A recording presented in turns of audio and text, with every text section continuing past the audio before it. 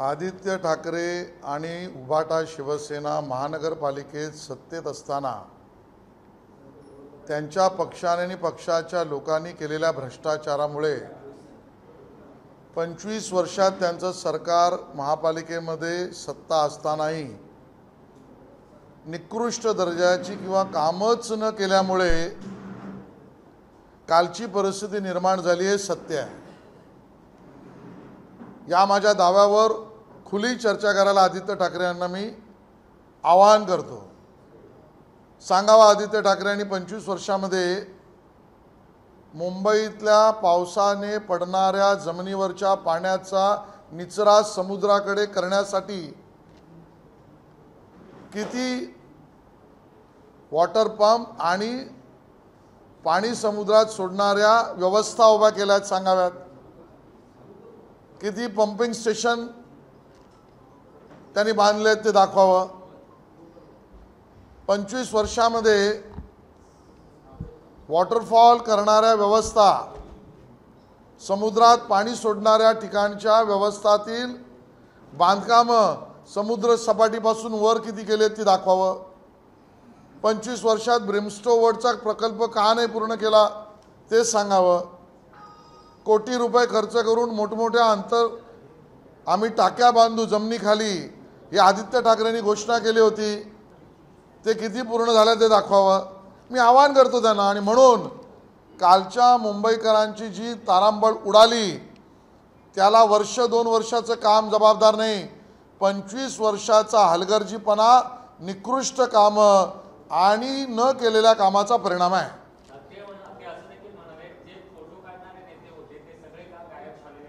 कदाचित उद्धवजींबद्दल ते म्हणाले असतील। राज्यात फोटो काढणारा नेता उद्धवजींच्या रूपाने बघितलाय। आदित्यजी एवढ्या खुल्या पद्धतीने वडिलांच्या बाबतीत बोलतायत, मला तर आश्चर्य आहे।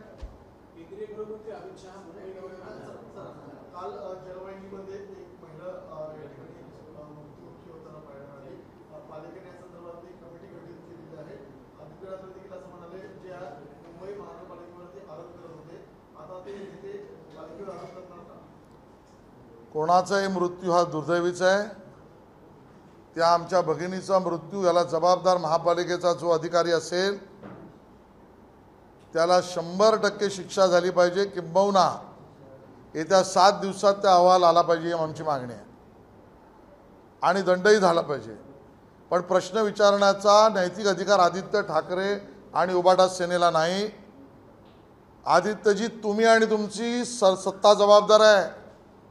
आंतरराष्ट्रीय ख्यातीचा डॉक्टर अमरापूरकर तुमच्याच वरळी विधानसभा मतदारसंघामध्ये तुमचीच महापालिकेत सत्ता असताना दुर्दैवाने मॅनहॉलमध्ये पडून 2 दिवसाभरानंतर त्यांचा मृतदेह मिळाला। याचे पापी तुम्ही आहात आदित्यजी। तुम्ही दुसऱ्याला काय प्रश्न विचारता? आधी डॉक्टर अमरापूरकर यांच्या मृत्यूला जबाबदारी घेऊन त्याचं पापक्षालन करा आणि मग प्रश्न विचारा।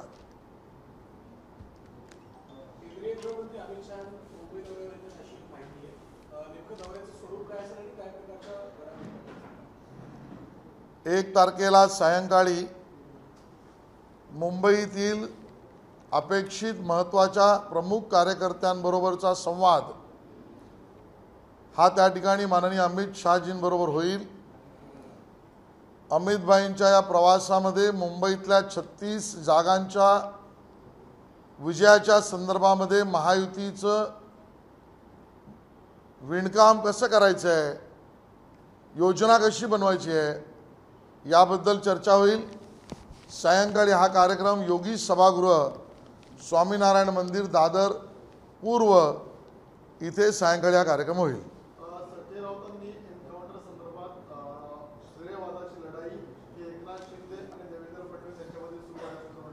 मुळामध्ये संजय राऊत यांनी स्वतःचा आज राजीनामा दिला पाहिजे ही माझी मागणी आहे। किंबहुना उद्धवजी संजय राऊत यांचा राजीनामा घेणार आहेत का हा माझा सवाल आहे। आमच्या रश्मीताई ठाकरे या सामना वृत्तपत्राच्या प्रमुख आहेत अशी माझी माहिती आहे। ते संजय राऊत यांना डिच्चू देतील ही माझी अपेक्षा आहे।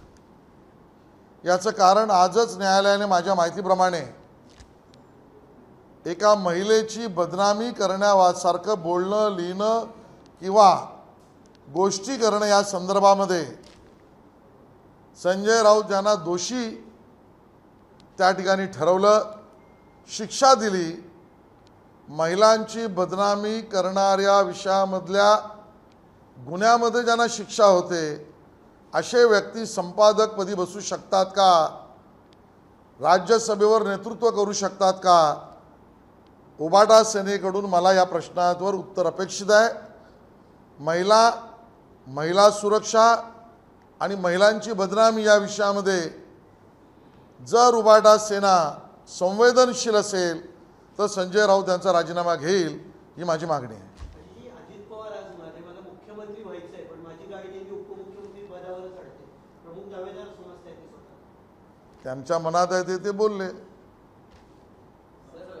भाजपशी संबंधित संस्था चालकांना बचावण्यासाठी अक्षय शिंदेचे एन्काउंटर केला गेला, या संदर्भात आरोप केला जातो। बुद्धिभेद करायचा,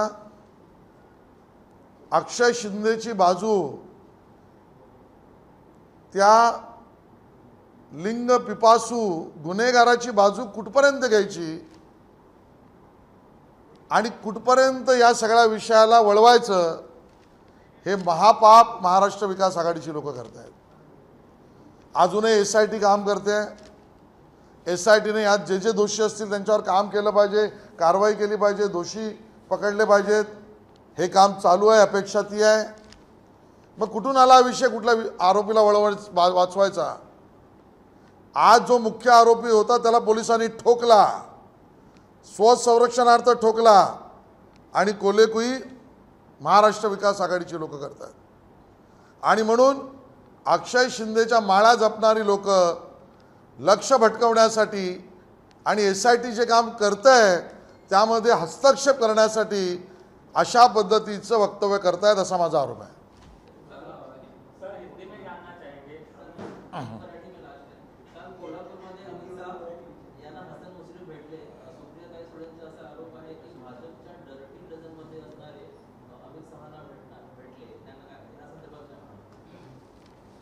सुप्रियाताई यांना फार दूरवरची मला आठवण करून द्यायची नाही, त्यांना काही महिन्यापूर्वीचीच आठवण जर करून दिली तर त्यांच्या यादीमधले जे फर्स्ट कमर होते, डर्टी डझन सोडा, सुप्रियाताईंच्या फर्स्ट कमरमधले जे मुश्रीफ होते ते त्यांना आता आज आंबट का वाटायला लागले, हा माझा त्यांना प्रश्न आहे।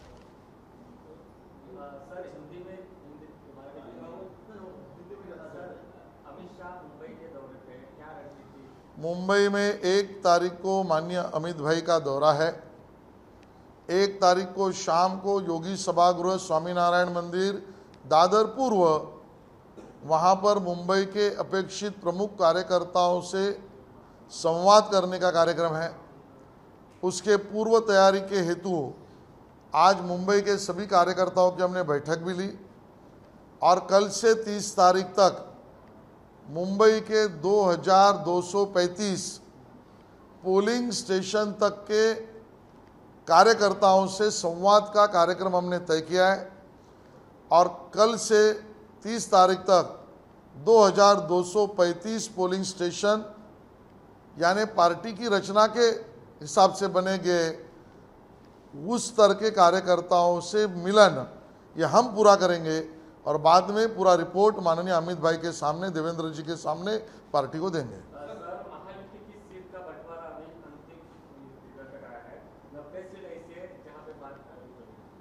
देखिए, ये कहाँ की खबरें आती है मुझे नहीं पता, हवा की खबरें।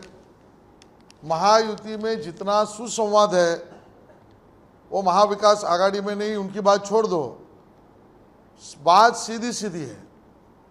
205 208 जगह हम तो सिटिंग MLA है, तो 208 या 205 जगह का कौन लड़ेगा ये तो निर्णय पक्का हो चुका है।